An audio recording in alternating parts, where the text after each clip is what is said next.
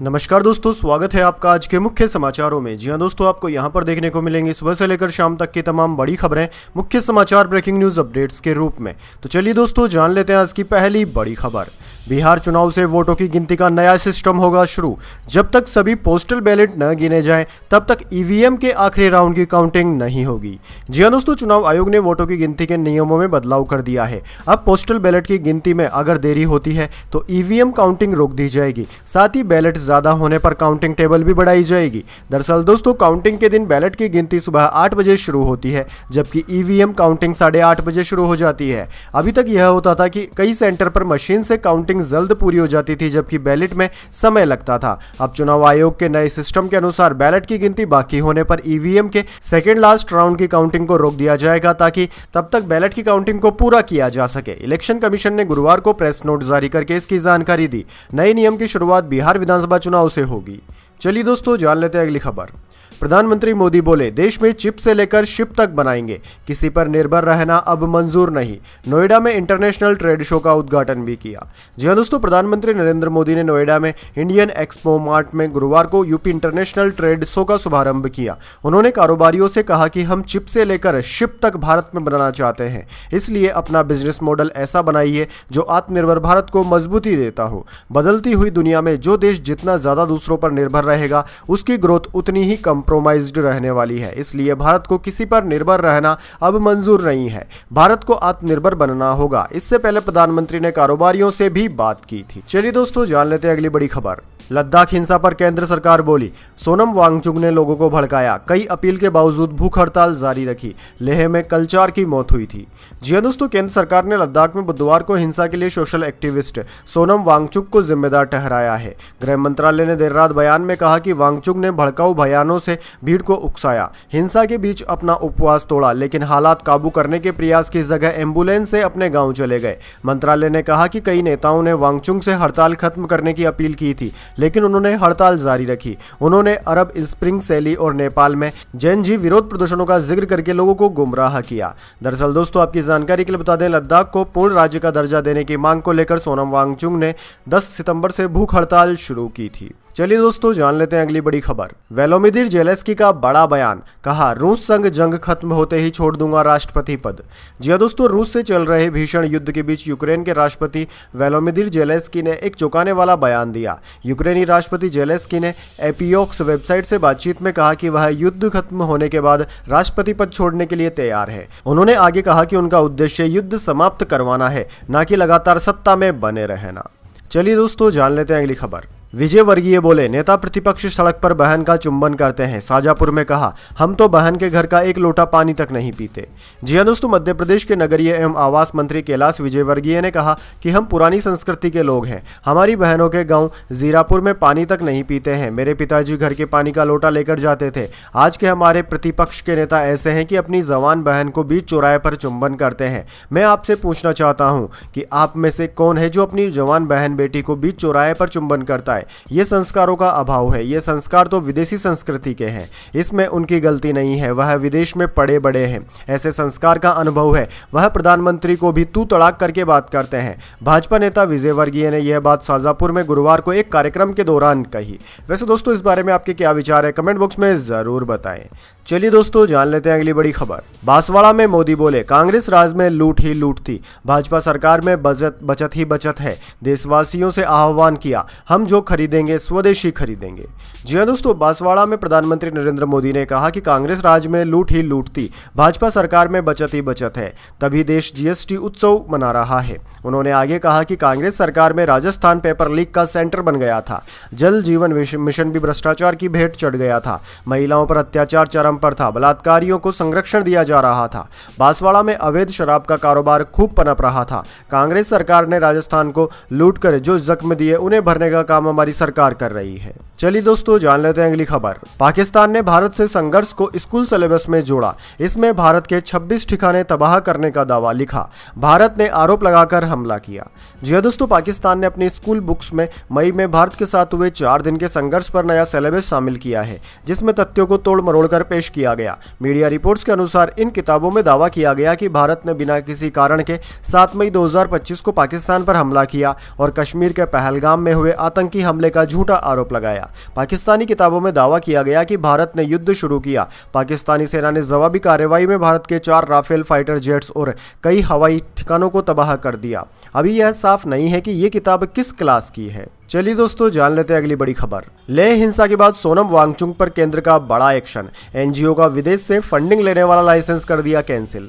जी हां दोस्तों, गृह मंत्रालय ने students educational and cultural movement of Ladakh SECMOL का FCRA लाइसेंस रद्द कर दिया है। यह संस्था जलवायु कार्यकर्ता सोनम वांगचुक से जुड़ी है। रद्द करने का कारण FCRA नियमों के कई उल्लंघन बताए हैं। दरअसल दोस्तों, SECMOL को सांस्कृतिक और शैक्षणिक कार्यक्रमों के लिए विदेशी योगदान प्राप्त करने के लिए पंजीकृत किया गया था। 20 अगस्त 2025 को शो कोज नोटिस जारी किया गया और 10 सितंबर को अनुस्मारक भेजा गया। संस्था ने 19 सितंबर को जवाब दिया। SECMOL को सांस्कृतिक और शैक्षणिक कार्यक्रमों के लिए विदेशी योगदान प्राप्त करने की अनुमति थी। संस्था को रजिस्ट्रेशन सर्टिफिकेट नंबर भी जारी किया गया था। इसके तहत विदेशी डोनेशन को स्वीकार करना अवैध था। चलिए दोस्तों जान लेते हैं अगली बड़ी खबर। भारत में पहली बार ट्रेन से अग्नि प्राइम मिसाइल का टेस्ट हुआ। स्पेशल ट्रेन बनाई गई। रूस, चीन और नॉर्थ कोरिया के बाद ऐसा करने वाला चौथा देश। जी हां दोस्तों, भारत ने बुधवार की देर रात रेल पर बने मोबाइल लॉन्चर सिस्टम के जरिए अग्नि प्राइम मिसाइल की टेस्टिंग की। यह कैनिस्टराइज लॉन्चिंग सिस्टम से लॉन्च की गई। इसके लिए ट्रेन को विशेष रूप से डिजाइन किया गया था। यह ट्रेन देश के हर उस कोने तक जा सकती है जहां रेल लाइन मौजूद है। दरअसल दोस्तों, रक्षा मंत्री राजनाथ सिंह ने इसकी जानकारी दी। टेस्ट ओडिशा के चांदीपुर इंटीग्रेटेड टेस्ट रेंज से किया गया। इस टेस्ट ने भारत को उन चुनिंदा देशों के ग्रुप में शामिल कर दिया है जिनके पास रेल नेटवर्क से मिसाइल लॉन्च करने वाला कैनिस्टराइज्ड लॉन्चिंग सिस्टम है। चलिए दोस्तों जान लेते हैं अगली खबर। यूनिस बोले, अभी भारत और बांग्लादेश के बीच समस्याएं हैं। वे हमारे खिलाफ फेक न्यूज फैलाते हैं, मुझे तालिबानी की तरह दिखाते हैं। जी दोस्तों, बांग्लादेश के मुख्य सलाहकार मोहम्मद यूनिस ने गुरुवार को न्यूयॉर्क में कहा कि अभी भारत और बांग्लादेश के बीच समस्याएं हैं क्योंकि उन्हें छात्रों का काम पसंद नहीं आया। इसके अलावा वो पूर्व प्रधानमंत्री शेख हसीना की मेजबानी भी कर रहे हैं। वो हमारे देश में कई तरह के समस्याओं के कारण है। यूनिस ने हसीना को कई युवाओं की हत्या की जिम्मेदार बताया। उन्होंने कहा कि इसी से भारत और बांग्लादेश के बीच तनाव पैदा हुआ। भारत और बांग्लादेश के बीच संबंध अगस्त 2024 से खराब होना शुरू हुए जब शेख हसीना इस्तीफा देकर भारत आ गई थी। चलिए दोस्तों जान लेते हैं अगली खबर। अजीम प्रेमजी ने ठुकराई कर्नाटक सीएम सिद्धारमैया की गुजारिश। आम लोगों के लिए नहीं खोलेंगे कैंपस वाली रोड। जी हां दोस्तों, बेंगलुरु की आउटर रिंग रोड ORR पर बढ़ते ट्रैफिक जाम को कम करने के लिए कर्नाटक के मुख्यमंत्री सिद्धारमैया ने IT कंपनी विप्रो से सहयोग की अपील की थी। इस कड़ी में उन्होंने विप्रो के फाउंडर चेयरमैन अजीम प्रेमजी से अनुरोध किया था कि सीमित समय के लिए जनता को कंपनी के सरजापुर कैंपस से होकर आने जाने की अनुमति दी जाए। सीएम सिद्धारमैया ने 19 सितंबर को लिखे अपने पत्र में कहा था कि प्रारंभिक आकलन के अनुसार यदि विप्रो अपने कैंपस का एक हिस्सा जनता के लिए खोल देता है तो आसपास के ORR ट्रैफिक पर लगभग 30% तक का दबाव घट सकता है, खासकर ऑफिस आवर्स में। उन्होंने कहा था कि पीक आवर्स में जाम से न केवल लोगों की मोबिलिटी और उत्पादकता प्रभावित होती है बल्कि शहरी जीवन की गुणवत्ता भी बिगड़ती है। चलिए दोस्तों जान लेते हैं अगली बड़ी खबर। हिंदुस्तान एरोनॉटिक्स को 97 तेजस फाइटर जेट का ऑर्डर। केंद्र ने 62,000 करोड़ की डील साइन की। कल रिटायर हो रहे MiG-21 की जगह लेगा। जी दोस्तों, केंद्रीय रक्षा मंत्रालय ने गुरुवार को हिंदुस्तान एरोनॉटिक्स लिमिटेड HAL को भारतीय वायुसेना के लिए 97 Mark 1A light combat aircraft Tejas fighter jet बनाने का कॉन्ट्रैक्ट दिया है। केंद्र ने HAL के साथ 62,370 करोड़ रुपए की डील की है। HAL को तेजस फाइटर जेट के लिए दूसरी बार ऑर्डर मिला है। इससे पहले केंद्र सरकार ने फरवरी 2021 में 46,898 करोड़ की डील के तहत HAL को 83 Mark 1A का ऑर्डर दिया था। चलिए दोस्तों जान लेते हैं अगली बड़ी खबर। लद्दाख में हुई हिंसा पर बीजेपी पर महबूबा मुफ्ती का निशाना। आने वाले वक्त में बहुत बड़ा खतरा है। जी हां दोस्तों, लद्दाख के लेह में राज्य की मांग को लेकर हुई हिंसा पर PDP चीफ महबूबा मुफ्ती ने एक बार फिर प्रतिक्रिया दी। गुरुवार को उन्होंने कहा कि बीजेपी की सरकार अगर इसी तरह लद्दाख को डील करती रही तो बहुत बड़ा खतरा आने वाले वक्त में हो सकता है। उन्होंने कहा कि जम्मू कश्मीर में जो हुआ सो हुआ। जम्मू कश्मीर को एक खुली जेल में तब्दील कर दिया गया है। यहाँ तो आप बात ही नहीं कर सकते। लद्दाख में जो हुआ वो हम सब ने देखा, लेकिन अगर कोई जम्मू कश्मीर में बात करता है तो PCA और UPA के तहत जेल में डाल दिए जाते हैं। चलिए दोस्तों जान लेते हैं अगली बड़ी खबर। डोनाल्ड ट्रंप बोले, मैं यूएन में 3 साजिशों का शिकार हुआ, संयुक्त राष्ट्र से जांच की मांग की, अमेरिकी सीक्रेट सर्विस भी शामिल होगी। जी हां दोस्तों, अमेरिकी राष्ट्रपति डोनाल्ड ट्रंप ने कहा कि संयुक्त राष्ट्र महासभा में मंगलवार को उनके साथ 3 बड़ी गड़बड़ियां हुई थी। ट्रंप ने इन्हें साजिश करार दिया। दरअसल दोस्तों, डोनाल्ड ट्रंप ने बुधवार को social media platform truth social पर लिखा कि यूएन को अपने आप पर शर्म आनी चाहिए। कल संयुक्त राष्ट्र में सिर्फ 1 नहीं बल्कि 2 नहीं बल्कि 3 बेहद संदिग्ध घटनाएं हुई। ट्रंप ने 3 घटनाओं का जिक्र किया, जिसमें एस्केलेटर रुक जाना, टेलीप्रॉम्प्टर का खराब हो जाना, असेंबली हॉल के साउंड सिस्टम में गड़बड़ी का होना शामिल था। उन्होंने यूएन महासचिव को पत्र लिखकर तुरंत जांच की मांग की है और कहा है कि एस्केलेटर के सभी सुरक्षा कैमरों और इमरजेंसी स्टॉप बटन की रिकॉर्डिंग सुरक्षित रखी जाए, क्योंकि सीक्रेट सर्विस जांच में शामिल होगी। चलिए दोस्तों जान लेते हैं अगली बड़ी खबर। सरकार ने नोएडा में पंचायतों से अधिकार छीन लिए, सपा चीफ अखिलेश यादव का बीजेपी पर आरोप। जी हां दोस्तों, समाजवादी पार्टी के अध्यक्ष अखिलेश यादव ने गुरुवार को भारतीय जनता पार्टी यानी कि बीजेपी सरकार पर निशाना साधते हुए आरोप लगाया कि वह अमेरिका द्वारा लगाए गए नए टैरिफ के कारण व्यापारियों को हो रहे नुकसान की अनदेखी करने के साथ साथ विकास के नाम पर किसानों से जमीन छीन कर ले रही है। अखिलेश यादव ने प्रेस वार्ता में ग्रेटर नोएडा में आयोजित किए जा रहे यूपी इंटरनेशनल ट्रेड शो का जिक्र करते हुए कहा कि Uttar Pradesh international trade show का कार्यक्रम भी हो रहा है। ये लोग यानी कि सरकार के कर्ता धर्ता यह भूल चुके हैं कि अमेरिका ने अभी अभी टैरिफ लगाया है। इन लोगों ने वन डिस्ट्रिक्ट वन प्रोडक्ट का प्रचार तो किया, लेकिन जिन कारोबारियों को टैरिफ की वजह से नुकसान हो रहा है, उन कारोबारियों के लिए क्या फैसला किया है सरकार ने, वह अभी तक नहीं बताया है। चलिए दोस्तों जान लेते हैं अगली बड़ी खबर, लेकिन उससे पहले मेरी आपसे छोटी सी रिक्वेस्ट है, अगर दोस्तों आपको अभी तक हमारी न्यूज़ पसंद आई है तो इसे एक छोटा सा लाइक जरूर दे दीजिए, और अगर आपको पसंद नहीं आई है तो बेशक आप डिसलाइक भी कर सकते हैं। चलिए दोस्तों जान लेते हैं अगली बड़ी खबर। सेंसेक्स 556 अंक नीचे 81,160 पर बंद हुआ। निफ्टी 166 अंक गिरकर 24,900 से नीचे आया। IT, रियल्टी और फार्मा शेयर्स आज टूटे।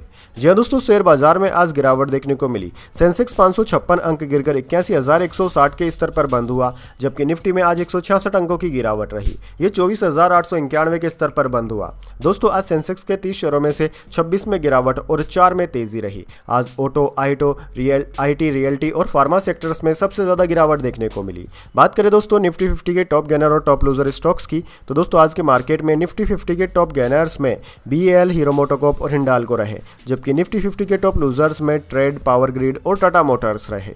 चलिए दोस्तों जान लेते हैं अगली बड़ी खबर। चांदी 2,951 रुपये बढ़कर 1,37,000 के ऑल टाइम हाई पर। इस साल अब तक ये 51,023 रुपये महंगी हुई। सोना 235 रुपये गिरकर 1.13 लाख पर आया। जी हां दोस्तों, चांदी की कीमत आज अपने ऑल टाइम हाई पर पहुंच गई। Indian Boolean and jeweller association के अनुसार चांदी 2,951 रुपये बढ़कर 1,37,040 रुपये प्रति किलोग्राम की हो गई है। इससे पहले ये 1,34,089 रुपये प्रति किलोग्राम पर थी। वहीं दोस्तों दूसरी ओर सोने की बात करें तो आज सोना गिरावट के साथ बंद हुआ। 10 ग्राम 24 कैरेट सोने का दाम 235 रुपये गिरकर 1,13,349 रुपये पर आ गया।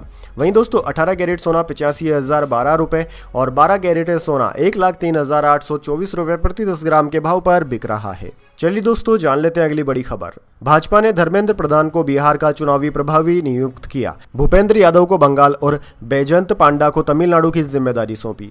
जी हां दोस्तों, भाजपा ने गुरुवार को बिहार, पश्चिम बंगाल और तमिलनाडु में विधानसभा चुनाव के लिए चुनाव प्रभारी और सह प्रभारी नियुक्त किए। बिहार के लिए केंद्रीय शिक्षा मंत्री धर्मेंद्र प्रधान को चुनाव प्रभारी, जबकि उत्तर प्रदेश के उप मुख्यमंत्री केशव प्रसाद मौर्य और केंद्रीय जल शक्ति मंत्री CR पाटिल को सह प्रभारी बनाया है। केंद्रीय पर्यावरण, वन एवं जलवायु परिवर्तन मंत्री भूपेंद्र यादव को पश्चिम बंगाल विधानसभा चुनाव का प्रभारी और त्रिपुरा के पूर्व मुख्यमंत्री बिप्लब कुमार देव को सह प्रभारी बनाया गया है। चलिए दोस्तों जान लेते हैं अगली बड़ी खबर। अब 1 अक्टूबर तक बंद रहेंगे जगुआर और लैंड रोवर के प्लांट। साइबर अटैक के कारण करीब 3 हफ्ते से काम ठप।